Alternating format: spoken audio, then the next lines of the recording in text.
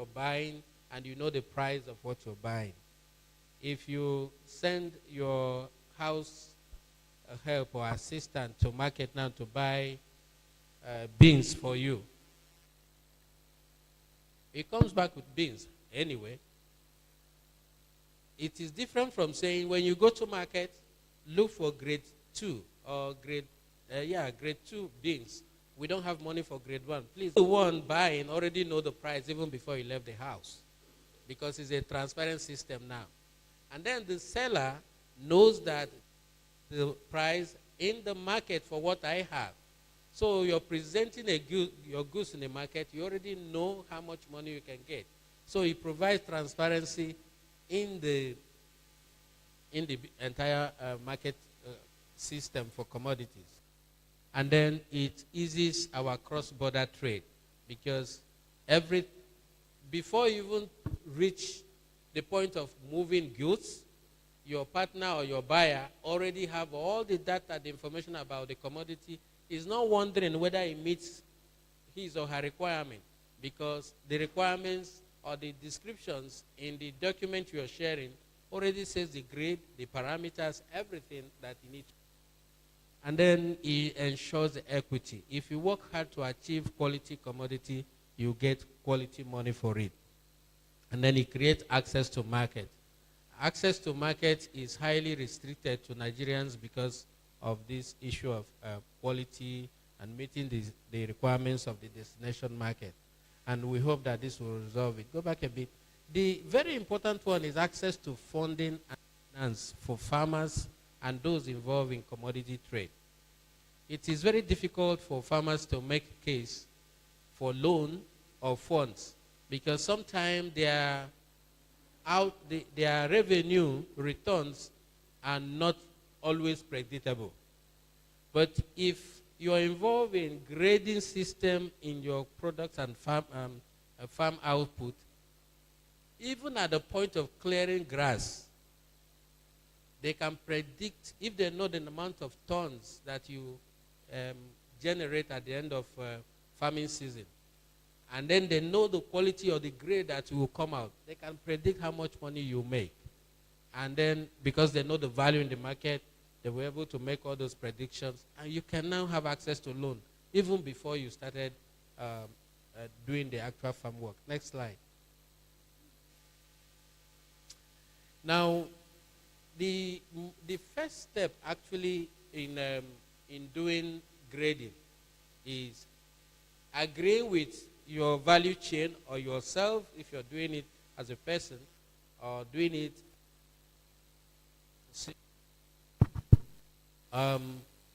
standard are you actually looking at? Because when people say, oh, it doesn't meet standard, it might meet standard here, but it doesn't meet in Europe.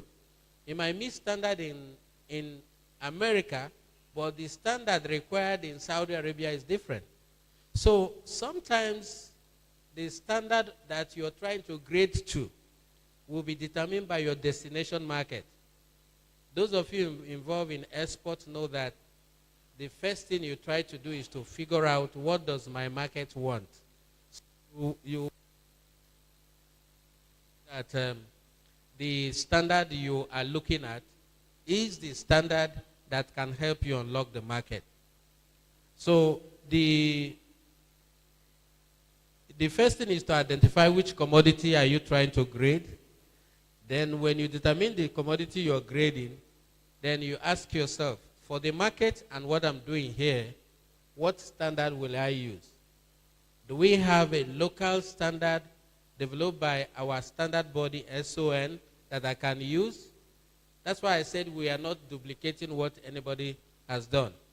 If the national standard is the standard that can be accepted in that market, I'll say, okay, I want to use the SON standard to grade my. If you take maize, for example, you check SON standard, they have different grades for different parameters for grade 1, grade 2, and all that. So if you want to take our national standard to do it, then you can use it. But I think the question is, There are national, there are regional, there is global standards. Whichever one you want to use will be your choice. So I just listed a few of those standards. But when you choose a standard, the next thing you want to deal with is who are you grading? Who is the owner of these grades? That's where your stakeholders come in. We talked about having 10 commodities who are going to be grading their commodities. 10 associations are going to be grading their commodities. Is to work with that the stakeholders, because this is their life. This is what they do every day. They probably know it better than you, who is speaking your grammar from academic point of view. So you need to work with those stakeholders and the value chain to come up with the grading system. So you engage the farmers, the traders, the consumers, and the regulatory bodies to gather input and ensure that the standard meets the requirements of the market you're working on. So whichever commodity we can use to set example, we must engage the stakeholders involved in that particular commodity. Next slide. So if you now agree to yourself, okay, I know the standard we want to use. The next thing is, I know you know the standard, you know the commodity you want to grade. The next one is the criterias. What are you going to be grading? Let's just do an example. Mention any commodity. Soya beans. Okay.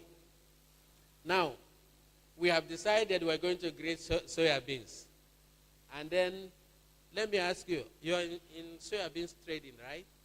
Okay, can you tell me which market that you people always like to sell your soya beans?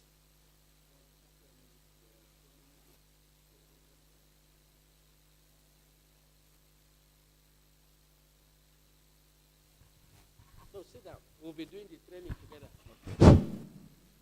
Yes, the sales of soybeans after productions is spread across Kaduna State village markets, such as Giwa, Makarfi, Saminaka, and Chow.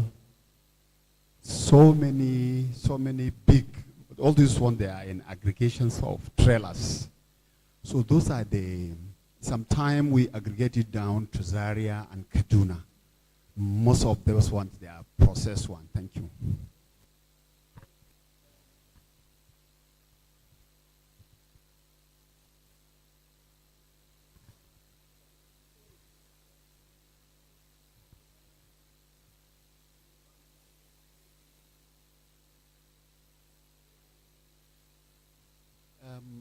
Most of our farmers cooperative, after selling it, bringing it to the village market, most of the trailers, they are taking it from to 100 kilometers from from Kaduna.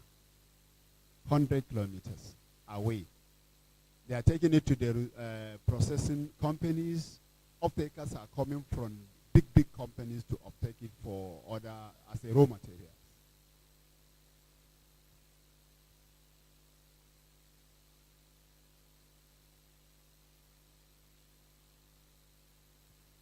Well, actually, before, there are some companies used to notify us to say, this is the varieties we want you to grow. Mobilize your farmers to produce this type of varieties. That is what we want. But we don't have, in the market, we don't speak it like that. They have a local name they used to call it.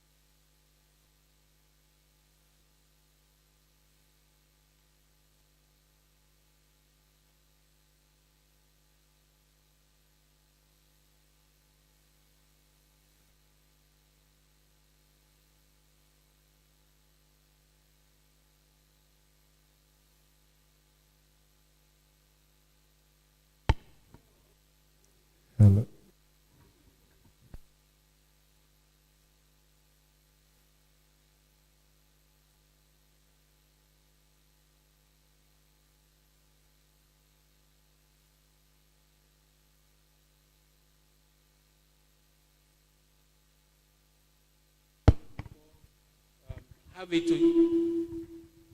Now he's over talking. Okay, so if they need inspection certificate, if we find out in the course of grading that they need inspection certificate, we will ensure that we have an inspection body that can be issuing every consignment inspection certificate. That's internal arrangement the Sesame Seed Association can do with an inspection body that can be appointed for you to do that. So in that sense, we have a certification process that says seed. That's it will be done. Then the part of education, training and education for inspections and other stakeholders. When Sesame Association agreed to do this, you also have to protect your market. Because when you begin to do it and you are making good money, there are people who would want to cut corners and spoil the good name you're trying to build. So there will be inspectors that can work with the Sesame value chain to ensure that when you say this is grade 1, people do not break the rule. So those inspectors will have to be trained. Those inspectors will have to be accredited. So when they come with if you have a badge of Sesame seed that you need to move from maybe Zaria to Lagos, you invite them, they will inspect it, look at it, and give you inspection certificate that goes along with the commodity to Lagos. If it's being exported, then there's a certificate for it. So those inspectors will need to be trained, and then they need to be accredited. You see why I said there are some things we can do, and there are some things we need government to help us to do. Yes, we can have a private sector inspectors, but maybe it might be more difficult. But remember, we have product inspection unit in our ports, but I don't know how active they are since after the British left. But we still have that department today. Produce, what do they call it? Produce inspectors. They're supposed to be the one doing what I'm saying now. So we will, in the course of helping I'm still using you as example, in the course of ensuring that you can grade your commodity, there must be things in place to ensure that it is being monitored for credibility. That process of being monitored will have to be developed. We have to ensure that inspectors are qualified to do that. And if they are qualified to do that, make sure also that they are not corrupt, so that we don't run into a problem where they will begin not to trust what you're sending overseas. Next slide. Then if this is going to work, we will need, that means we need lab. I talked about lab, right? Then we need to find, for example, if all the sesame comes from the northern part of the arrangement will be how many labs do we have in the north that we can ensure that they are qualified to test sesame, all the parameters needed in sesame. We identify them, ensure that they are accredited to test sesame parameters that the buyers would want. So that when they issue you certificate, the certificate is accredited certificate, and then you can be sure that it is not rejected. So these infrastructures, again, going back to what the government are supposed to also provide, if we can have government, then private sector can work to provide inspection services and laboratory services. Then the bigger one, another important one is the information system. Information system. Now, all of us have phone. If we can have a centralized system, and this is one thing I know that NABG is interested in doing. If we can have a system where all this information we're discussing are available. So if you want to export your package, your sesame, and the system will be able to tell you, okay, there is a market so place. In that market, they require this kind of grade. In that market, they buy a ton for so amount. So you have a platform that you can actually go in and receive all the information you need. So information system helps. The system will also tell you what kind of certificate they accept. What kind of certificate will they not accept? If you have that kind of system, you don't live in the dark. You don't do things because others are doing. You work within the information that is available. Then the system of traceability is important. When you implement a grading system, and each stage of that commodity is tracked, just by scanning the code on the bag, we tell you where it started from. So the ones that were bought in Saminaka and they bag it and put a sticker to it in Saminaka, even when it is at the wharf to leave, if they scan it, it will show history. It was first bagged in Saminaka, it was moved to Soso warehouse, it is now at the port to leave. So that tracking system can only be possible if we invest on information system, which is possible. And the funny thing is that we don't have to wait for government to do all this. Somebody can create a business out of them. Somebody can decide to invest on the commodity tracking system, and you still make money on that. Next slide. If we are going to be succeeding in any of these things we're doing, we're going to be succeeding because we engage stakeholders. We're going to be succeeding because we create awareness. If farmers know the value of grading, they will know that it is, yes, it's more work, but it's also more money. So the important thing, is ensure that there is public awareness campaign that we can do together with each of the associations that they are going to be grading their commodity. There will be awareness both for their members and for the public.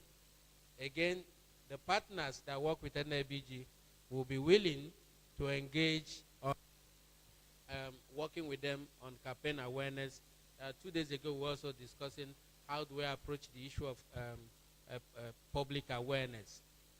I'm sure many of the associations will be very useful in working with NABG on the campaign, especially the consumer groups. They can also work with NABG on the campaign activities. Then we have to maintain the ongoing communication with the stakeholders, in the sense that when you start grading a system for a particular commodity, it's not one-time thing. You just don't do it and disappear. You continue to relate with them on daily basis, on weekly basis, and know how this is working in the market. And that is why I was saying to NABG, this is not one-time shot. It is a relationship you need to build with the market for a long time. So those 10 commodities that Max talked about, when we choose them, we will actually build a long-term relationship with that association, and it will be continuous engagement with them, because it requires that kind of long-term. Then if you're you grade, you make sure that you're finding the market, you must carry out market promotion for these commodities. It is the market promotion that ensures that they didn't labor for nothing. And again, the market promotion for commodities is made easy now by platforms. It's made easy now by platforms. Okay, I can't remember which meeting I was on yesterday, and they were talking about e-commerce platform that identifies commodities, where it is needed, the price at the destination, and all that. We can, through this process of implementation, ensure that our commodity dealers and farmers can have a place they can refer to find market for their commodity. If they need more help, they can find. But market promotion is very important if we need to unlock the both domestic and international market. Next slide. There is no use saying challenges. We know there's a lot of challenges. But part of what we will do over time is trying to address one challenge after the other. There is always challenge of not liking to make a change. Changing aspect of life to the other. It's not about, or it's not just on grading. So, but it's important. The people afraid of commodity grading, why are they afraid of it? Why are they afraid when you know you make more money? But there are people who will lose when you do it.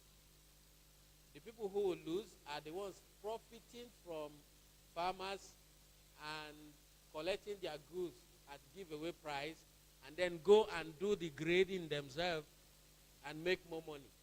They are the ones that would not want this to work because it will take away job from them. But they are in the minority. What we're trying to do is a situation where our country as a whole will be making progress in our earning. So we will address resistance by demonstrating the benefit of grading these standards. Demonstration that it works is what we need to do, and we have to do it with those 10 commodities. And then, to do it, I was just saying we can work with Sesame Association. It's not going to be a free work. So there should be maybe fund found somewhere to work with them for 6 months, or for work with them for 1 year, following up progress to see how it works. So there is need to address the funding through working with partners. And I'm sure that there are so many partners who would want this thing to succeed. And I believe that the international organizations that we have shown a lot of interest in seeing this succeed. Then when you start, it is ensured that we maintain a consistent of this grading system we are embarking on. If we take those steps, there is hope that we'll make progress. Next slide.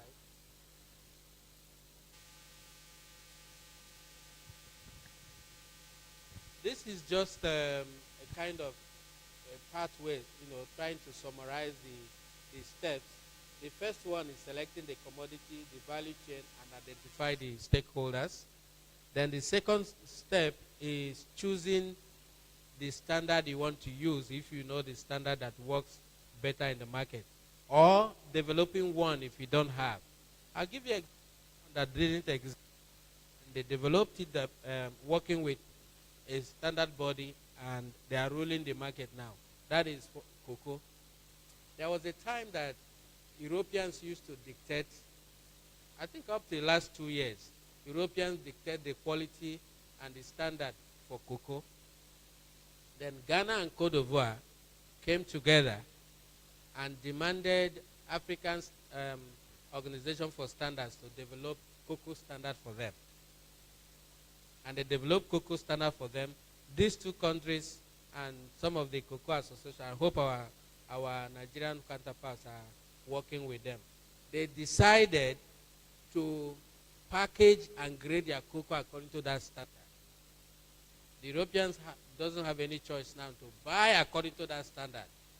And that standard they have now confessed that is even better than the one they were using before. How do they benefit now? Because they are the one that graded it themselves, they put price to grade. So the Europeans are buying according to their price. That is why today, cocoa is about more than $10,000 per ton that they used to buy for peanuts. As of now, it's over $10,000. So because they took it by themselves, developed the standard, worked with the standard body to develop it, graded it, and put price to each grade. That's exactly what we're saying.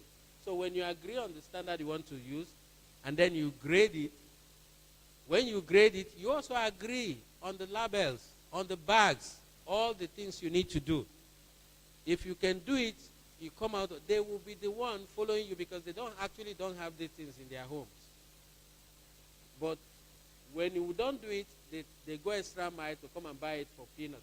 So the third step is we have to be able to bag it, label it in such a way that is acceptable in the international market.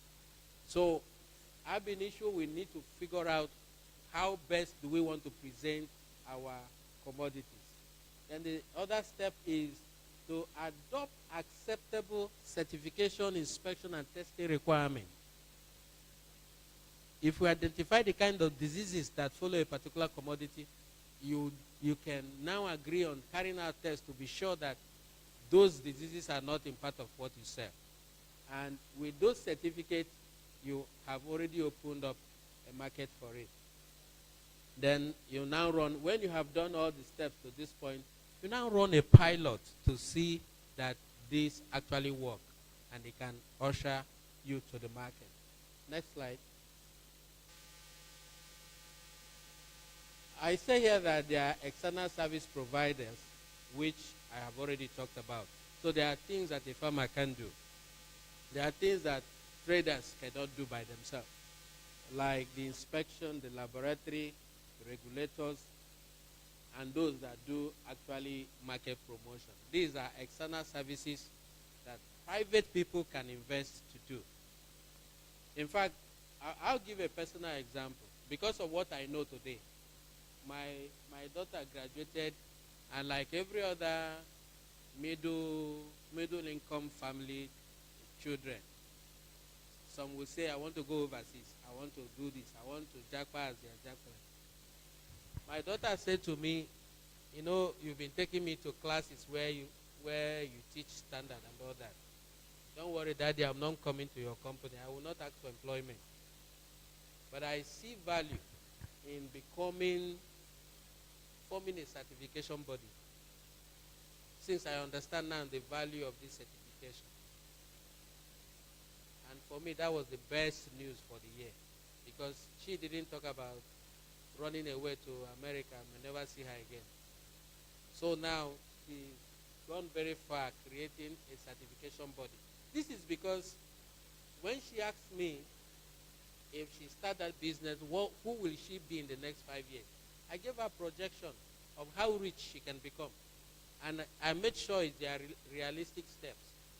So people who have money and have the background to do it, why can't you invest on having a commodity inspection center or hub? Why can't you have a lab? I also know that many people retiring from these our agencies, SON, NABG, and all that. Some of them are investing their experience in creating private labs or private certification bodies. But things that have to do with regulation, there are ones that government has to do. Like putting anything that has to do with grain, you can't avoid working with NABG, quarantine service. If you're dealing with food and drug, somehow you still work with NABG. But if they know that you have used accredited lab and you have used accredited inspection, your life is easier, because they cannot even in reality, they shouldn't be faulting certificate issued accredited lab, because their too was accredited to the same standard, most likely. So I think that is part of what we are trying to achieve through National Quality Council, to ensure that if an accredited lab issue you certificate from one particular regulation requirement, another regulatory body should be able to accept that certificate without asking you to go and do another one. So some of these external services is an opportunity for investors too to do it. So in implementing commodity grading policy, there are businesses to be created. Next slide.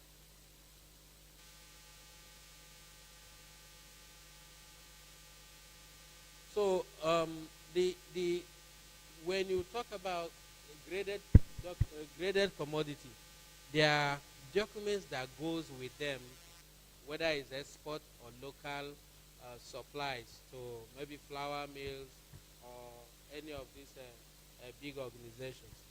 Those commodities must have documents that guarantees their quality or that supports their quality or provides information on their characteristics. So health and safety, of course, has to be there, and that is the kind of information that the lab result and certification document provides. Then the one that has to do with their characteristics will that provides, okay, that the grain is 0.1 millimeter and all that. So those information must be somewhere in the document that provides for the grading. And the important one is traceability information. You should be able to trace where that commodity is coming from, the journey it has made, which warehouse it was.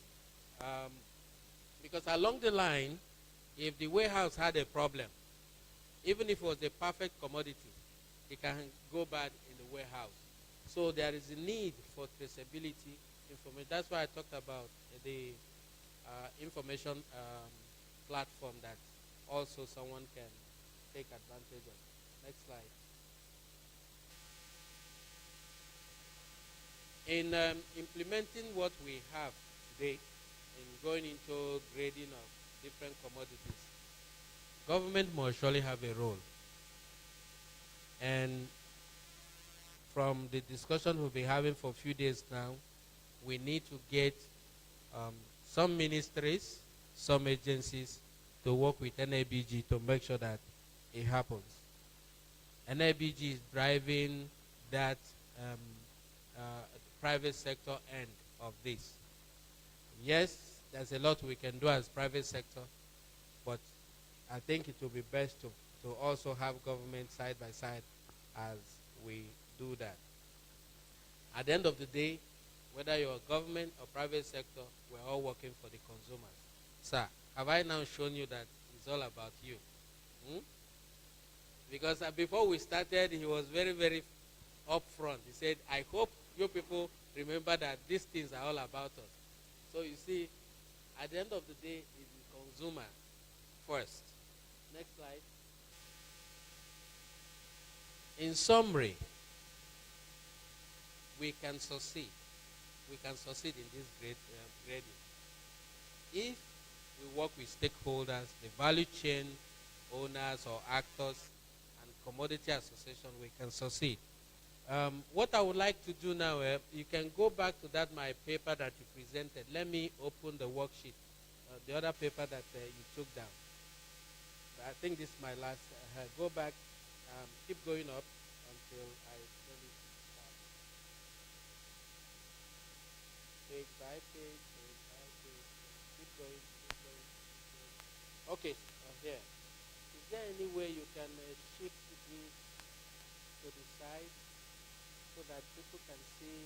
This is the worksheet. Let's say you take this worksheet and give to another consultant. They can actually work with. There should be a slide that can take away the other column. Okay.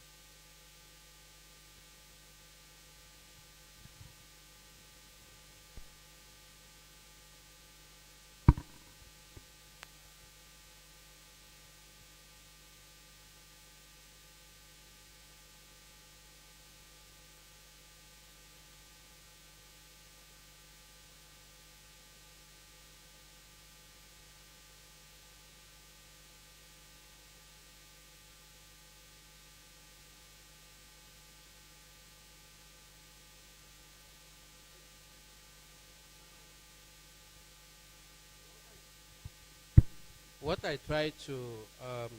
try to create here is like a worksheet. A worksheet where if a commodity association, if you call me or anybody to work with you on grading, this can be a worksheet, a practical guide that they can actually follow line by line. So the first step would be, like I said, it will be understanding what standard are you focusing on. Is it EU, or is it America, or is it we're trying to do African-owned standards because of AFCFTA. So if you're focusing on African market, it could be ASO standard, African Organization for Standard, because we're basically trying to drive AFCFTA with ASO standard now. So the first thing is to identify which standard you really want after you have identified commodity and describe the commodity on the top. The first question, which is on 1.4, is there any existing standard? If you're a businessman and you want to go into commodity aggregation in that area, and you have a supply order from Brazil, and you wanted to ask, you probably ask that first question. Is there any particular standard to follow? If they say yes, then it makes it easier for you. You now ask, is it a national standard? Is it continental, global, or a market destination? You identify which standard. Whichever one you choose, you circle it there. So you have narrowed yourself on where you're going with this. Then the next stage is, for that standard, do they have a grading already done in the standard? It can be yes, it can be no. If the answer is no, then you're going to be creating yourself. So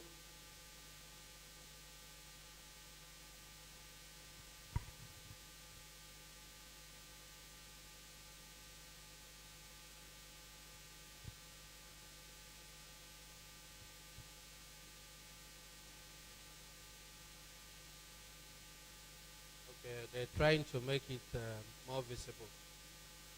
And please, I said everyone can have the cheat sheet note.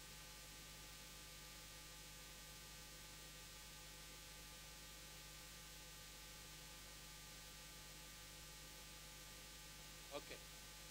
Okay, you can stop here. Yeah, we'll be going up more. Okay, so the 1.6 is asking, if we're in a workshop and we're trying to do a grade, you ask, is there any available grade anywhere that we can borrow? If there is none,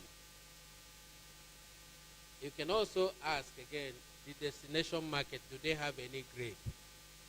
If there are, because like I know that the Sesame, they already have a destination market and their grade is defined.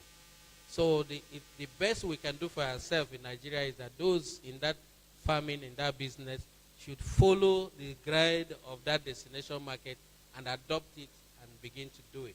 So if there is an existing one, you don't have to recreate. Even if there are ones, even if you exist somewhere, but that's not the market you're focusing on, it will be a wasted venture to go and grade according to where you don't have market. Okay? So, but if you have privilege to choose anywhere, then you have to make, here I made some note. I said it is important to know that it makes a better economic sense to tailor your commodity grading to align to available or interest market. So market that you have interest on is the market you should be tailoring your own grading system. So regardless of the choice of standard or type of grade, the graded commodity shall not be found to be in non-conformity with requirements of the policy. So what we're saying is, in all these choices you're making, the important thing is that the grading that you adopt should not violate what the policy have said about health and safety of environment. Those should not be part of what we agree. Then I have also listed down there on C, the note C, where the no standard exists. Then you can review national standards, international standards. I listed some of them there that you can look at. The ISO, ASOS, SON, you said USDA is for America. The CEN is for Europe. And CEN-CENELEC is also for Europe. There are many of them, but you find markets where we're focusing But where we want to show that it's our business, like I said to my friends when we were discussing cassava in Berlin recently, I said to them, you have no business setting standard for cassava. We are the one that's supposed to be setting standard for anything cassava. You don't. We should, in setting standard, they will have to just buy our standard, follow our standard because we have it. So, in some cases, we have to do what the people in Cote d'Ivoire and Ghana did for cocoa. Just decide to do the right thing and put price to the right thing. Okay. So, but again, going back to this, we can choose what we can do, which standard we'll use. There are some standards in Nigeria that has become an international standard. For example, the tourism standard was developed by SON, and they took it to ISO in one of their meetings. I'm sure Richard will testify. He was in SON. So they took it to ISO, and from ISO they formed a technical committee. Today, the global tourism-related standard we're using originated from Nigeria. But unfortunately, I don't think our tourism is better than the people who are using our standards. Okay? So, D, like I said before, you engage the stakeholders. It would be wrong for anybody to sit down and grade a commodity and the people who sleep and wake up in that commodity are not there. And that's why I said to NABG, yes, you want to grade 10 and show example. But it's not something a consultant will stand one day and do for you. What I can do is to develop a tool that we can now use to work with those 10 value chain or those commodities. So you must surely engage the people who are involved in it. Can we take this thing up? Roll it up. Okay. A bit more. Yeah. Good. So now, if no grade exists, and then you are consulting your stakeholder, like I was talking to the organ is involved in Sesame, because if he was a grading class that we're doing now, he will provide more information than I even know in the book. So in that case, in consulting with them, we can agree on what grade 1 will look like for them, what grade 2 will look like for them, and what grade 3 will look like for them. From the academic point of view, I can highlight for them what the parameters are. The parameters of shape, color, the weight, the moisture content, but in the practical terms, they can begin to now identify what I'm saying from the academic point of view. So we work with them to agree on the standard we're using, the grade level. They might tell you we don't want grade 1 to 4, maybe 2 or grade 3, and then we follow that step. Then what a consultant can do is to help them also know the kind of inspection sesame seed require, the kind of certification it requires, or the kind of test, or the kind of pest that might be involved in sesame. After that, you've done your part. The majority of work is done by them. Then the storage condition is very important. Like I said, if you get it right and it was not stored according to the requirements of the standard, then you have just wasted the time. A very key point to make is about the transportation. If you done everything well and load a sesame seed that have been packaged for a particular moisture content or moisture level in a vehicle that does not have a covering, and rain beat the sesame seed from where you loaded it all the way to Lagos, forget it. You have lost all the quality that you graded for. So the implementer may require an expert assistant to navigate these requirements appropriately. The point I'm making, yes, value chain associations can take this and work with it, but they probably need an expert to guide them. And I think that's the kind of assistance that NABG is willing to provide. Let's go up again. Okay. So now this is a practical page. Let's focus on parameters only, or criteria. Now we have, let's say you have empty box, we're having this grading meeting with sesame seed, and we agree we'll do grade 1 to 4. Then we'll say size, and we'll ask what will be the size of the sesame seed that will fall into grade 1. Then we'll agree on it. And it will go into using micro sieve to measure which one can stay, which one can pass.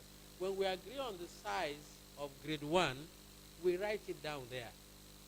And when you write it down there, the the sesame traders to have a sieve that can hold that grade 1. So that when you're bagging those grade 1, you use this particular sieve to make sure that all of them are of the same size. I don't know how many people notice when you go and buy apple. Have you wondered why the apple that the Malam will sell, like in those days they sell 100 naira, 150, not now that I don't know the prices again. The prices, the ones for 100 naira, they're all the same size, and most likely the same color. It's graded. Then it's the same size, the same color. It's graded. So when we agree on the size of grade 1 sesame, we write the size in micrometers or millimeters there. That means it will require the association to have a sieve or a means of collating, segregating to that size. We can agree on the shape, the color, the weight, the moisture content, the purity, and we'll populate this table.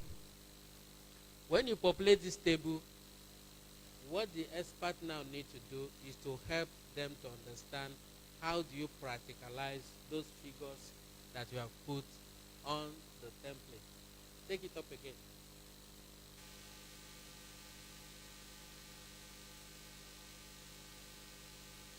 Okay, that's good.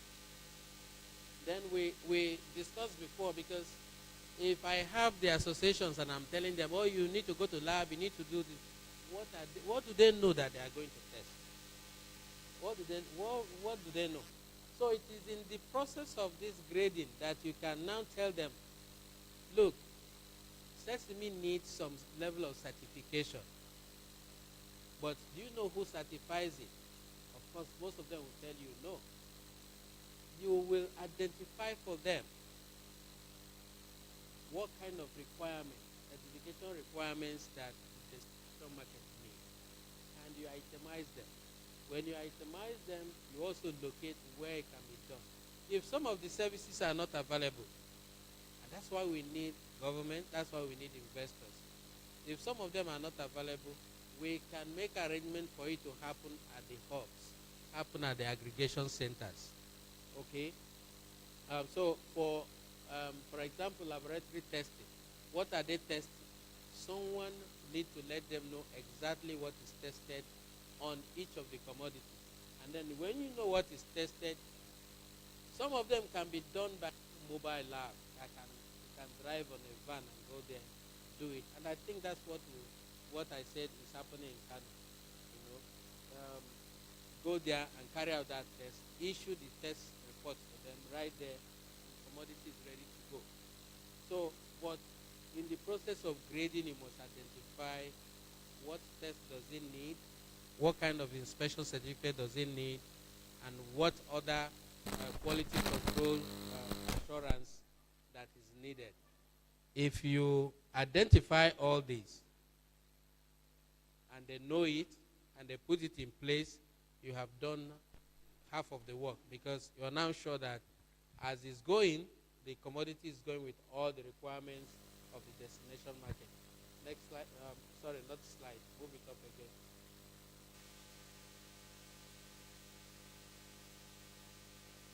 We also talked about training and education.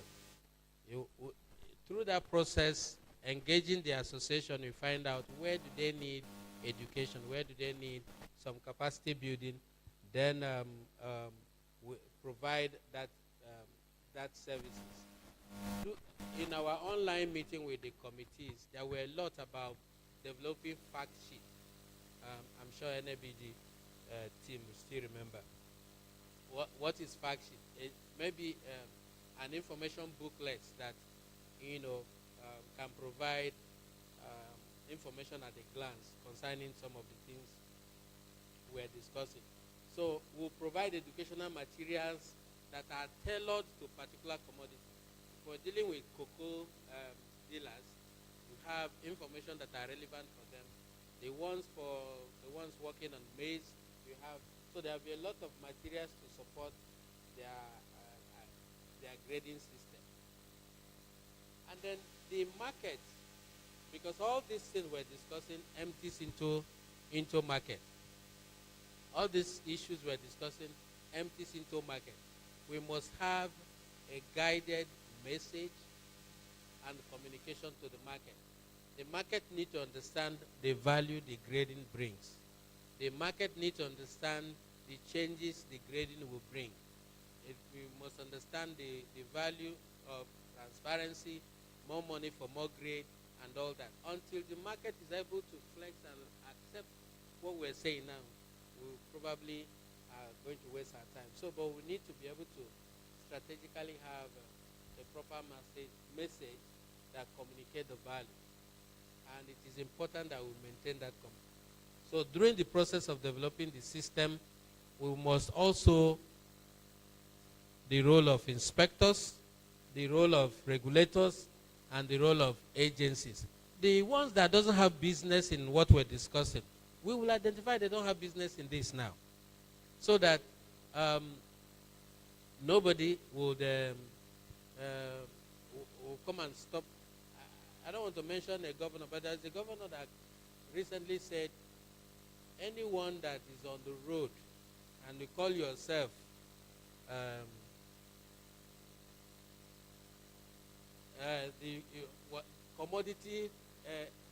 commodity revenue collector, disappear. You were not in the farm when they were farming it. Which revenue are you collecting? Did you give them any seed? Did you give them any fertilizer? Did you give them any incentive? Why are you coming to the road to collect tax on what you did not facilitate? So, as I said, I won't mention the government, but you have asked them to leave his state. So we need to identify the roles of agencies. The one you need to work with, we make sure you know how to work with them. Because some of them, you have to work with them to comply to the government laws. Next, keep going up. I think we're almost done.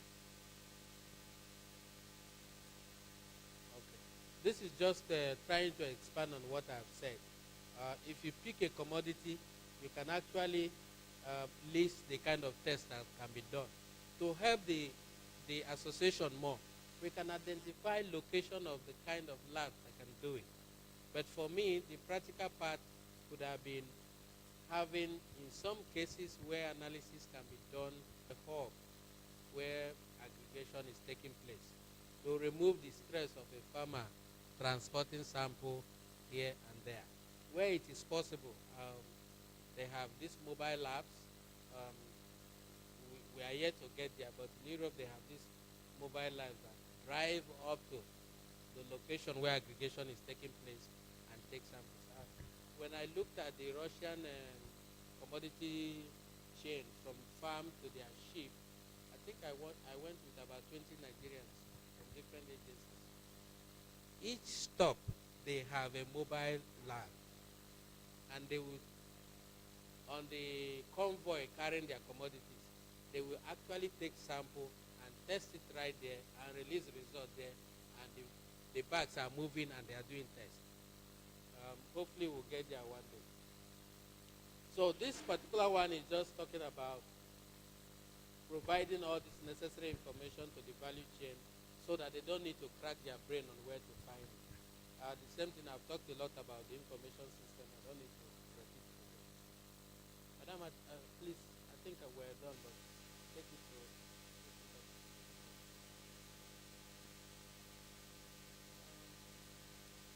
This is what every association should also try to do. when you're able to grade your commodity, you put price on your commodity per a particular way. And then we also identify the prime market and alternative market where it can be sold. Some of this information is what I look forward to maybe NABG supporting agribusiness group to do, providing a more market-driven information and facilitating access to the market. I think this is the end of my practical guide, and maybe we can now have conversation section to section. Let me know how you feel.